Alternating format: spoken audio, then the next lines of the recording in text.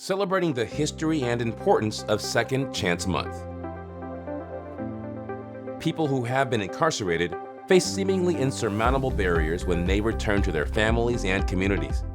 Second Chance Month offers a time for the nation to come together to remove barriers and promote equitable access to opportunities for all people to reach their fullest potential, resulting in safer, thriving communities.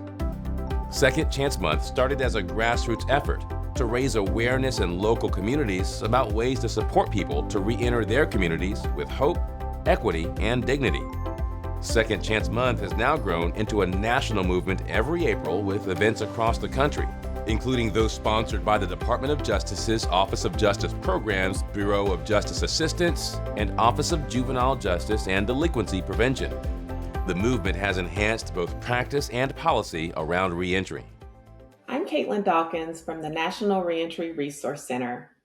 I will be interviewing Heather Rice-Minus, whom I had the honor of collaborating with through Prison Fellowship, along with other partner organizations, to proclaim April 2017 as the first Second Chance Month in history. In 2018, the presidential proclamation was signed, making Second Chance Month the official national initiative that we celebrate today. Heather and I will discuss the history of the launch of Second Chance Month, as well as what people can do to get involved with Second Chance Month and promote second chances. Hi, Heather. Thank you for being with us today to discuss Second Chance Month. Thanks for having me, Caitlin. Excited to be here. Well, let's jump right in, Heather. There was once a moment in time when Second Chance Month was just an idea. Tell me a little bit about how that idea was sparked and what the original intent around Second Chance Month was. Sure. So first, I would say, as the nation's largest Christian nonprofit serving people in prison, their families, and advocating for justice reform, Second Chances is in our DNA. And we have long walked alongside those who are facing barriers because of their criminal background. But I would say that kind of crystallized into more of a campaign when my colleague, Jesse Weiss, who is an amazing second chance story himself, really started looking at what Singapore had done through their Yellow Ribbon Project in terms of raising awareness about the barriers people have with a criminal background and trying to promote a culture of welcome and acceptance for those with a criminal background. And so he started modeling some of what he saw in that campaign abroad here in the United States. And that provided some impetus for then saying, what if we not only continued this work year round, but had a catalyzing month, Second Chance Month? And there were a number of reasons why we chose April. There was already Reentry Week during April. Second Chance Act was passed in April many years ago. And for those who follow the Christian tradition, it's also when we celebrate Easter and our God of second chances. And so it was a great time for us as Prison Fellowship to identify this month and rally around it. And I can still remember our marketing team saying, can you just do that? Can you claim a month? And we said, well, you know what, let's try. And here we are so many years later, and it's become so much bigger than just one organization. We have over 700 partners, businesses, organizations, churches who celebrate April as Second Chance Month alongside Prison Fellowship. Thank you, Heather. And I do remember how bold I felt like that was at that moment when Jesse was talking about claiming a whole entire month and everyone was on board. And we know that Second Chance Month was founded nationally by a presidential proclamation in 2018.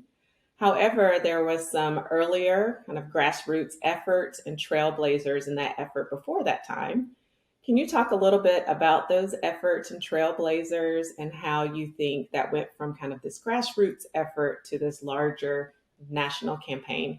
Yes. So I mentioned my colleague, Jesse Weiss, and he was putting together these 5Ks modeled after what he saw in Singapore. There were other grassroots events happening.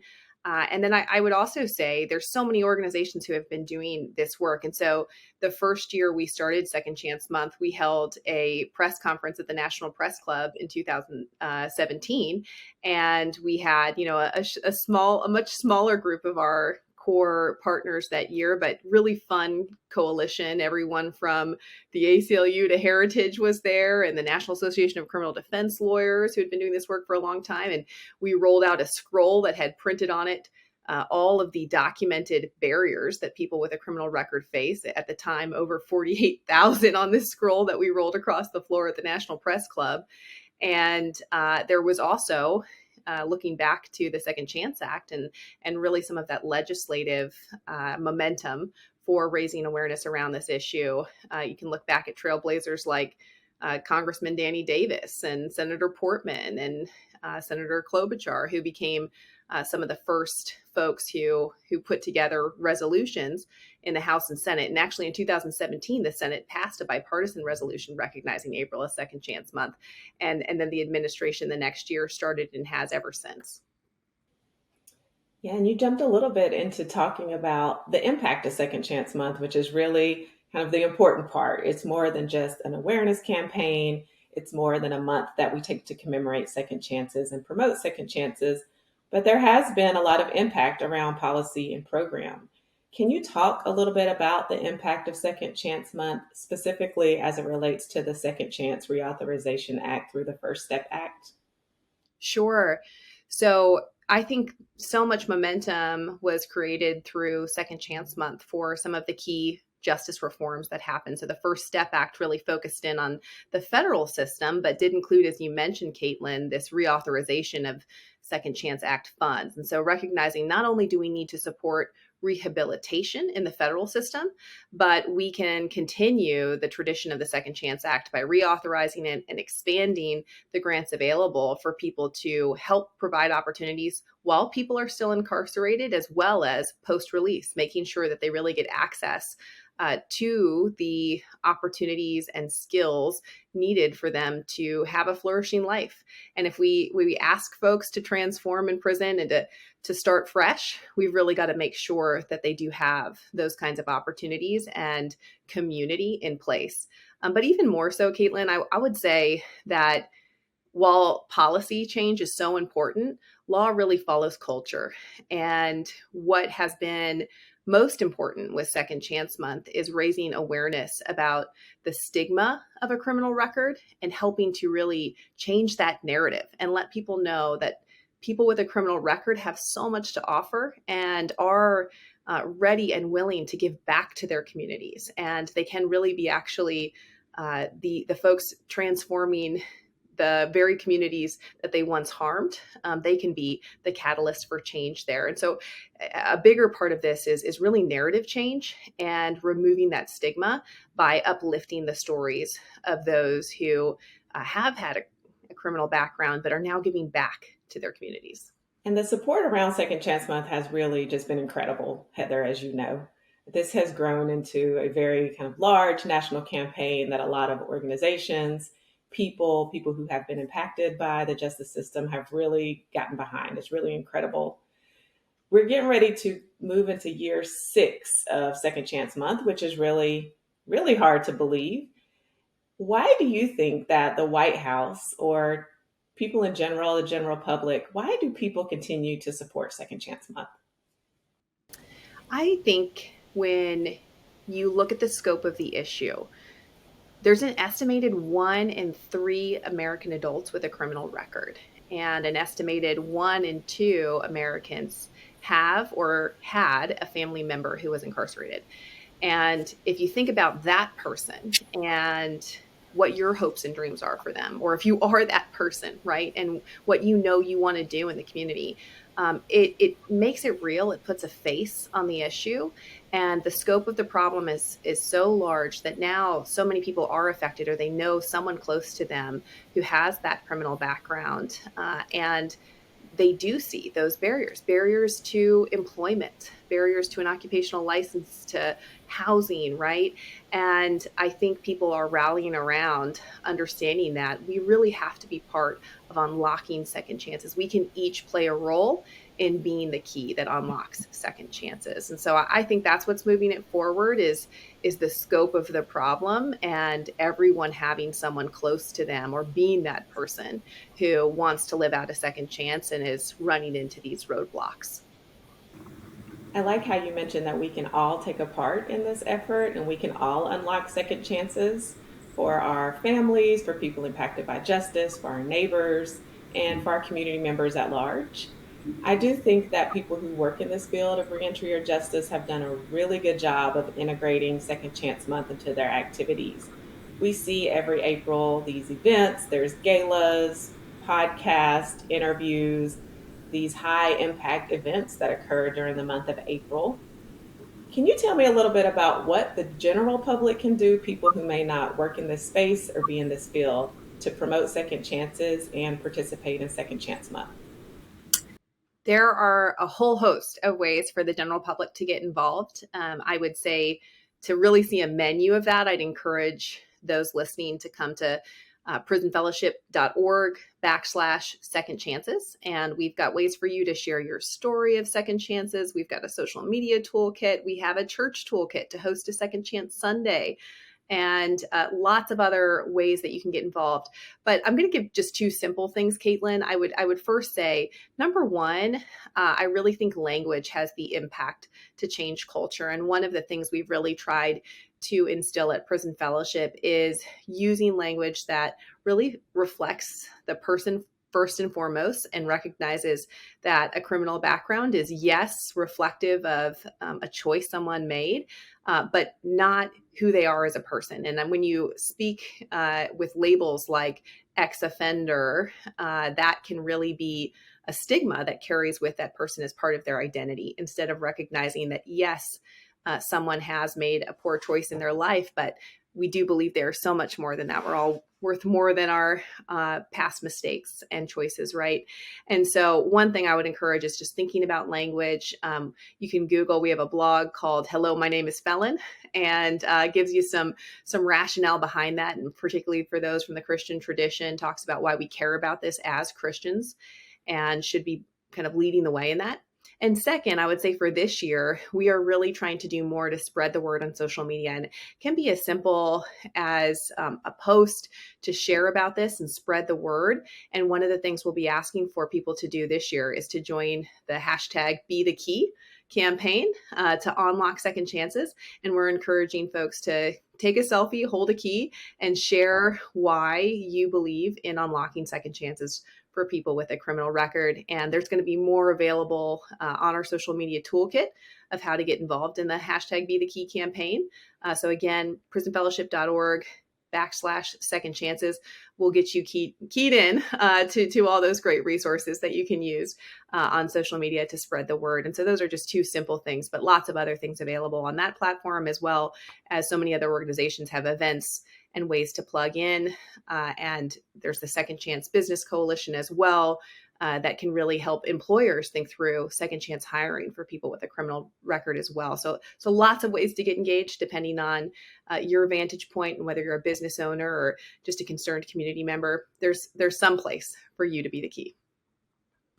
I love that, Heather. And what I really love about Second Chance Month is that it's inclusive and everybody can get involved. There's something that everyone can do.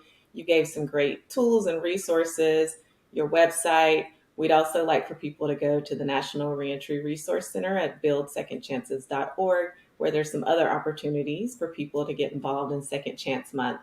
And I really think that this is something that people in our nation can rally around. We can really unify around second chances during Second Chance Month in April. And it's something that we really should celebrate, opening opportunities and second chances for people who are impacted by the justice system.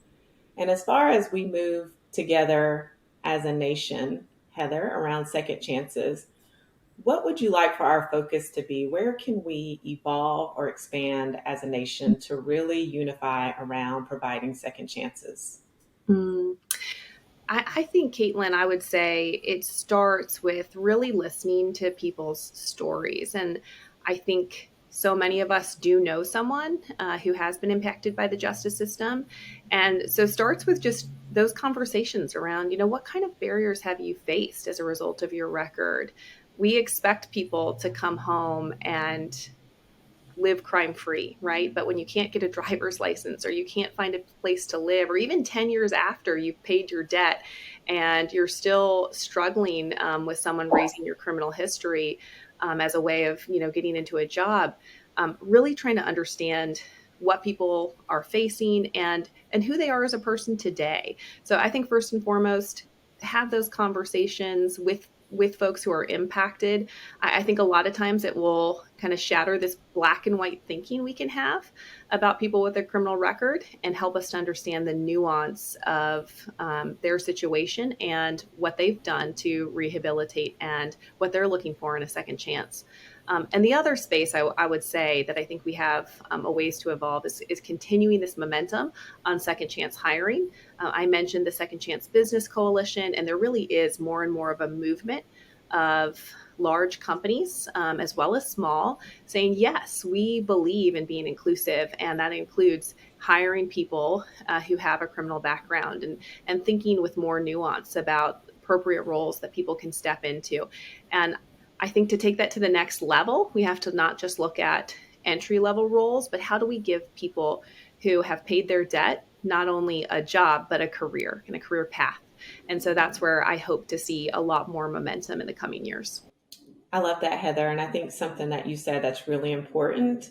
I think sometimes if we take the opportunity to talk to people and get to know them, we can really change our own perceptions around what a criminal background is. Providing second chances, you talked about employers and really the benefits to employing people who are returning to our communities so that they can advance economically.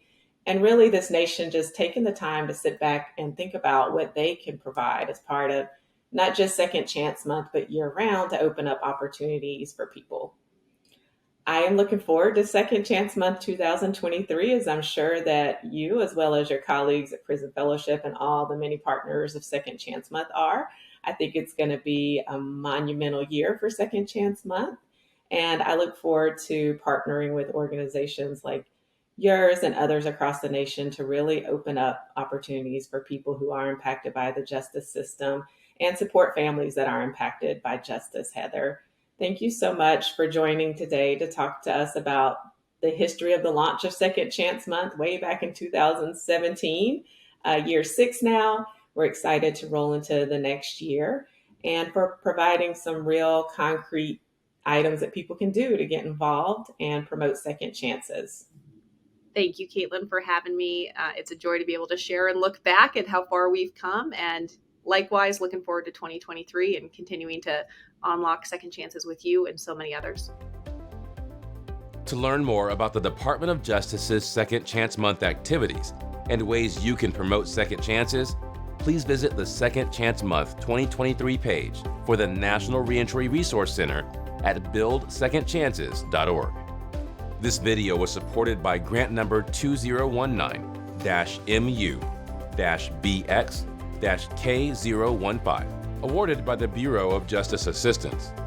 The Bureau of Justice Assistance is a component of the Department of Justice's Office of Justice Programs, which also includes the Bureau of Justice Statistics, the National Institute of Justice, the Office of Juvenile Justice and Delinquency Prevention, the Office for Victims of Crime, and the SMART Office. Points of view or opinions in this video are those of the author and do not necessarily represent the official position or policies of the U.S. Department of Justice.